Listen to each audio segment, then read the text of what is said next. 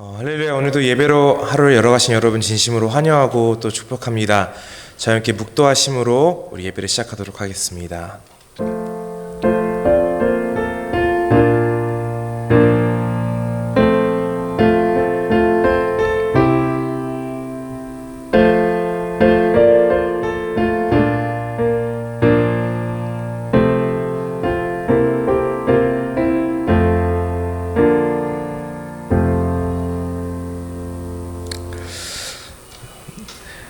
네, 오늘 찬송가는 478장 참 아름다워라 478장, 통일 찬송가로는 78장입니다.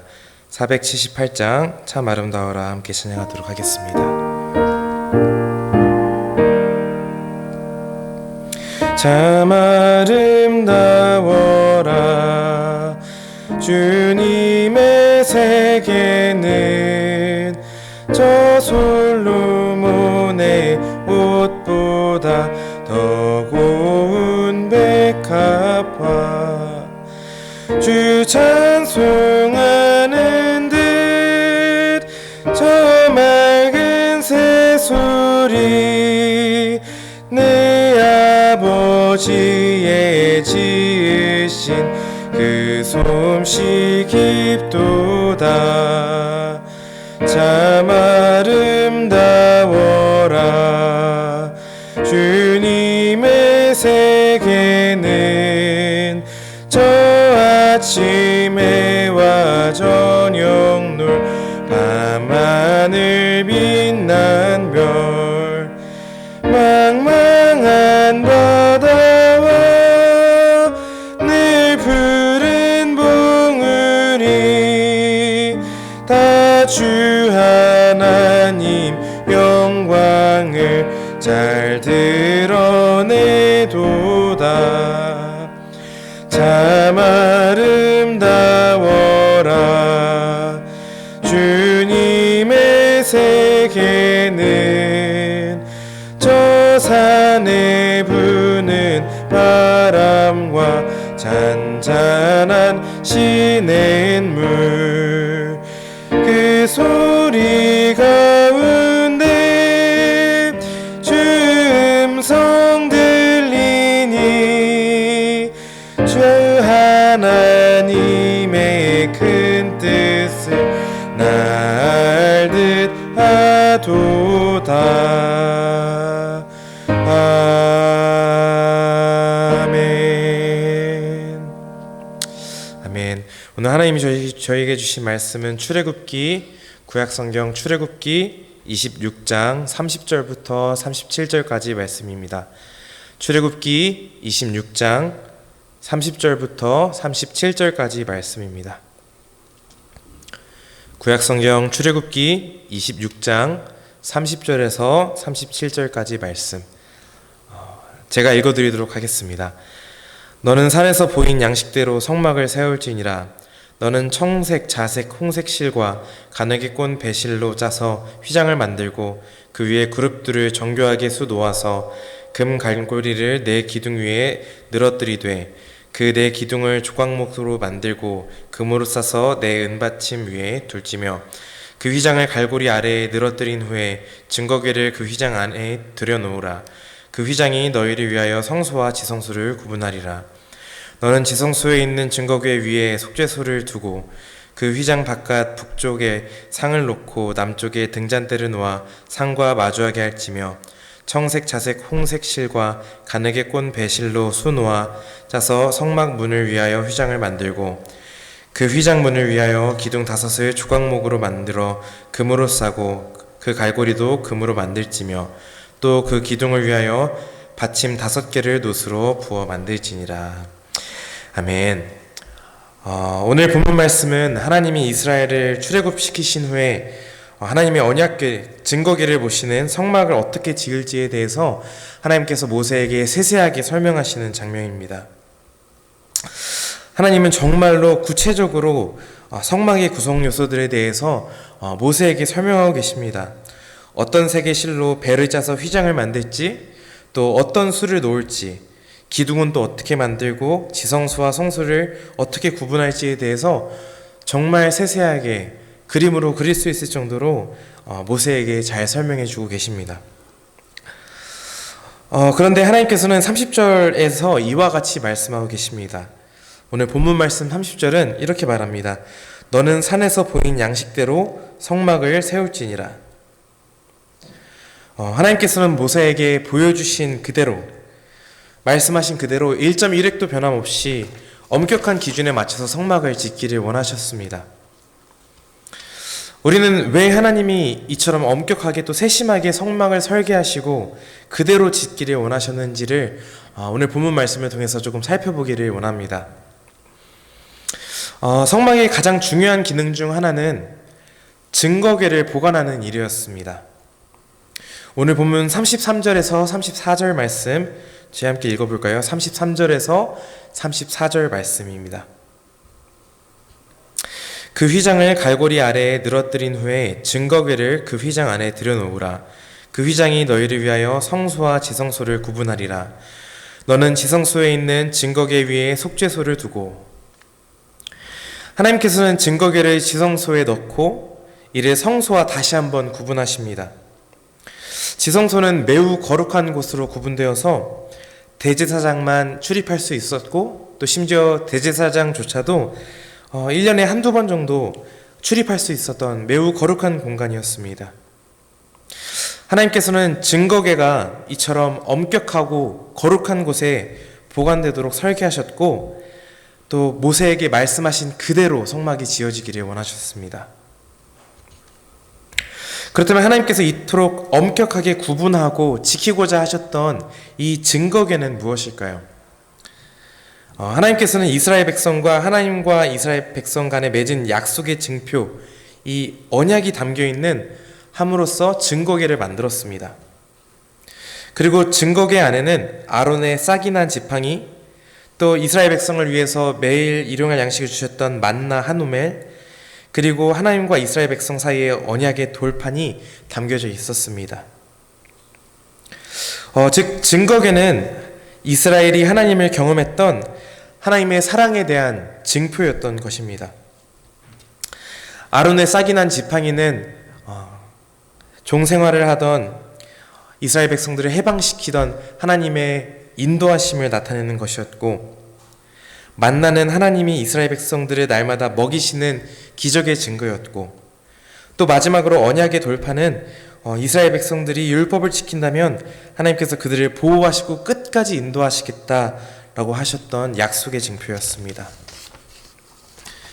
증거궤 안에는 이처럼 세 가지 물건들이 담겨져 있었고, 이 세 가지 물건은 모두 하나님의 계획과 사랑을 의미하는 것들이었습니다.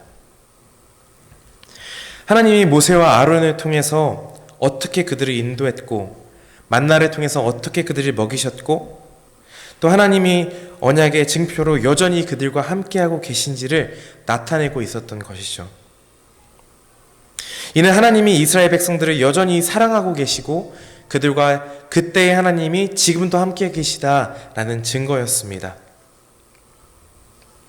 하나님께서는 이처럼 하나님의 사랑을 나타내는 물건들을 증거궤와 성막에 보관하셨고, 이는 하나님이 말씀하시는 대로 정말 하나의 변화, 조금의 오차도 없이 1.1획도 변하지 않고 그대로 지어지기를 모세에게 당부하셨습니다.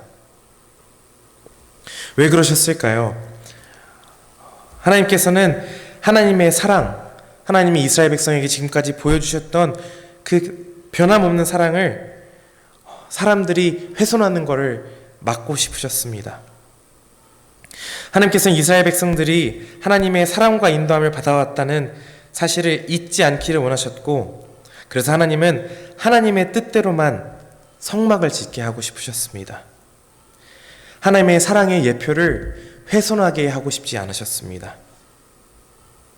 우리는 그러면 여기서 한 가지 질문을 하게 됩니다.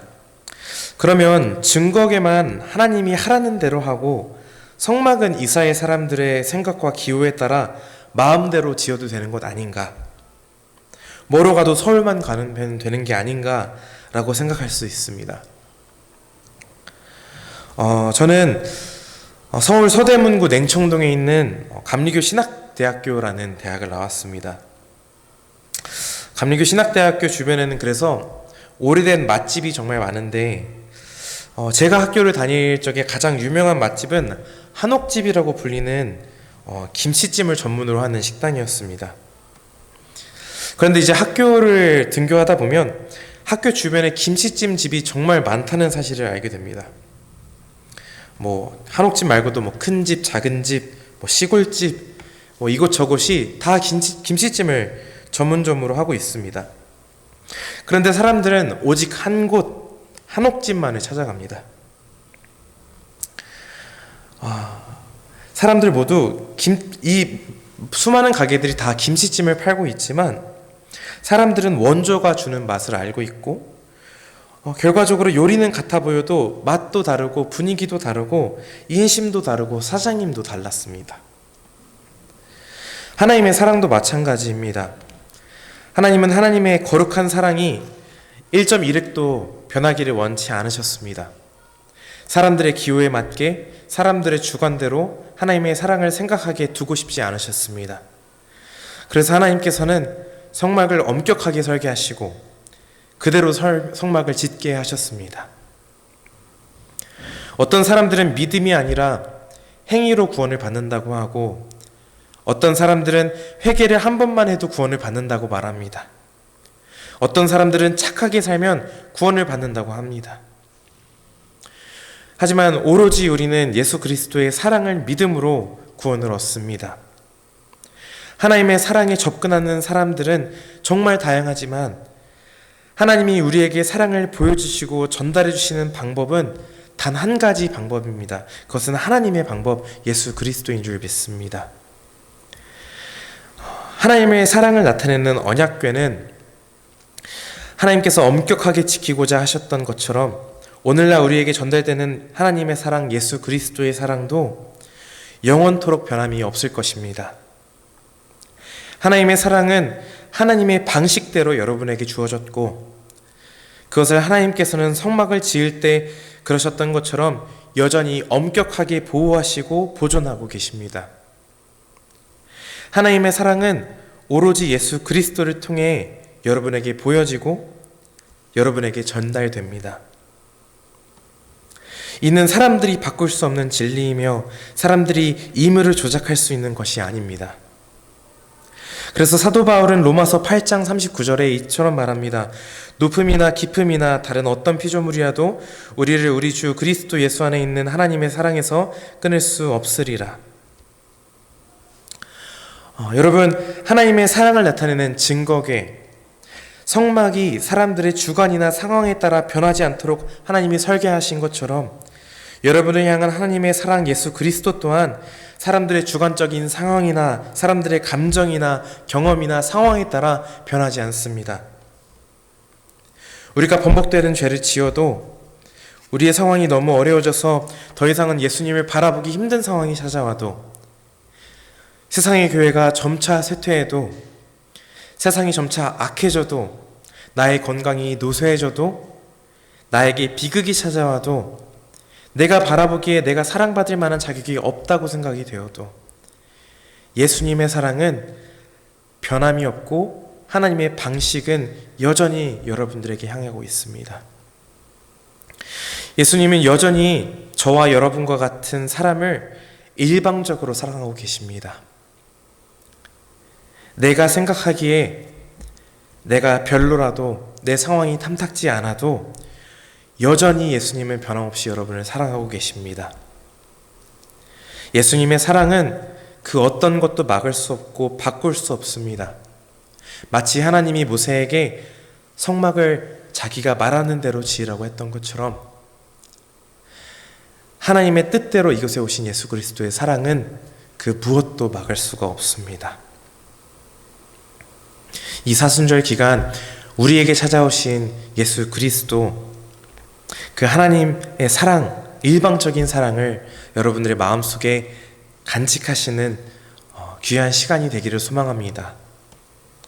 저희 함께 기도하도록 하겠습니다. 기도하시겠습니다. 사랑과 은혜가 풍성하신 하나님, 오늘 하루 저희들에게 또다시 한번 복음의 메시지를 전해주셔서 감사합니다. 하나님, 당신의 사랑을 나타내는 성막과 지성소, 언약궤를 1.1획도 변화도 없이 만드셨듯이 우리를 향한 당신의 사랑도 어떤 상황과 환경과도 상관없이 나의 자격과 나의 지금의 모습과 상관없이 1.1획도 변함없이 여전히 우리를 사랑하고 계신 줄 믿습니다. 하나님, 믿음이 흔들리고 당신을 잃어가는 상황이 올지라도 예수 그리스도를 통해 우리에게 드러난 당신의 사랑이 영원히 변함없음을 마음 가운데 새기게 인도하시고 그 사랑으로 인하여 오늘 하루를 살아가는 당신의 성도들이 되도록 인도하여 주시옵소서. 오늘 하루도 당신께 모든 것을 맡겨드립니다. 사랑이 많으신 예수님의 이름으로 기도했습니다. 아멘. 저희 함께 주기도문 하심으로 오늘 예배를 마무리하도록 하겠습니다. 하늘에 계신 우리 아버지여, 이름이 거룩히 여김을 받으시오며 나라가 임하시오며 뜻이 하늘에서 이루어진 것 같이 땅에서도 이루어지이다. 오늘 우리에게 일용할 양식을 주시옵고 우리가 우리에게 죄 지은 자를 사하여 준 것 같이 우리 죄를 사하여 주시옵고 우리를 시험에 들게 하지 마시옵고 다만 악에서 구하옵소서. 나라와 권세와 영광이 아버지께 영원히 있사옵나이다. 아멘. 오늘 하루도 예수님의 사랑을 마음 가운데 품고 또 승리하며 살아가시는 여러분들이 되시기를 간절히 소망하겠습니다. 저는 주일날 뵙도록 하겠습니다. 감사합니다.